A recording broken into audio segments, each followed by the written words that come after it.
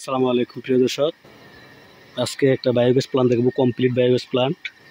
এটা হচ্ছে ফেনী জেলা ফুলগাজী উপজেলা, এটা হচ্ছে মুন্সিরহাটে।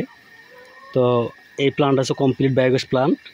প্রথমে দেখাবো আমরা ইনলেট হচ্ছে বায়োগ্যাস প্লান্টে যেদিক দিয়ে ময়লাটা দেয় এটা ইনলেট বলে।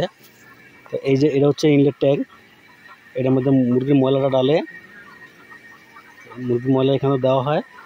তারপরে এই পাইপের সাহায্যে এই প্লান্টে চলে যায়, গ্যাস ডুমের নিচে চলে যায়। এটা হচ্ছে গ্যাস ডুম, এটাকে গ্যাস ট্যাঙ্কি বলে, গ্যাস ডুমও বলে।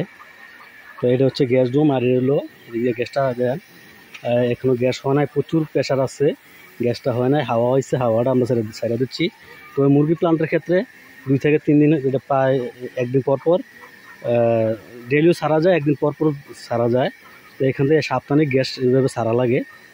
হ্যাঁ, 4 থেকে 5 দিন অথবা 7 দিন গ্যাসটা ছাড়া দিতে হয়, তারপরে গ্যাসটা এখানে জমা হয়। তো এখানে এই পাকঘরে চলে যায়। আর এটা হচ্ছে এটা বড় টিউরেট, এটা টিউরেট বলে, এটা সেন্টার পাইপ। আর এটা হচ্ছে ডুম। আর এটা হচ্ছে হাইড্রোলিক চেম্বার। এটা হচ্ছে হাইড্রোলিক চেম্বারটা স্ল্যাব দেওয়া আছে, যত পুরো দেখা যায় না, এটা স্ল্যাবটা দেখুন স্ল্যাবের নিচে আছে। তো হাইড্রোলিক চেম্বার হচ্ছে যেখানে মলটায় জমা হয়, গ্যাস হওয়ার পর যেটা জমা হয় এইটা জমা হয়। এখান থেকে এটার উপর স্যালারি পিট বলে, এই স্যালারি পিটে চলে যায়, এখান থেকে পুষ্করিণীতে চলে যায়। এই পুষ্করিণীতে যায়, এটা মাছে খায় বা জৈব সারও হয়।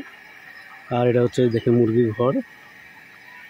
তো আপনাদের যারা বায়োগ্যাস করতে চান বা কোনো পরামর্শ জানতে চান, আমাদের টেলিফোন নাম্বার দেওয়া থাকবে, যোগাযোগ করতে পারেন। ছোটো বড় মাঝারি সাইজের, বড় কমার্শিয়াল যত 100 ঘন, 150 ঘন, 50 ঘন, 20 ঘন। এটা হচ্ছে যার যে মুরগি অনুযায়ী, গরু খামার কতগুলো গরু আছে এটা অনুযায়ী প্ল্যানটা করা হয়, আর গ্রাহকের চাহিদা অনুযায়ী এটা ছোটো বড় করা যায়। আর এটা হচ্ছে এই প্ল্যানটা হচ্ছে 3.2 ঘনমিটার।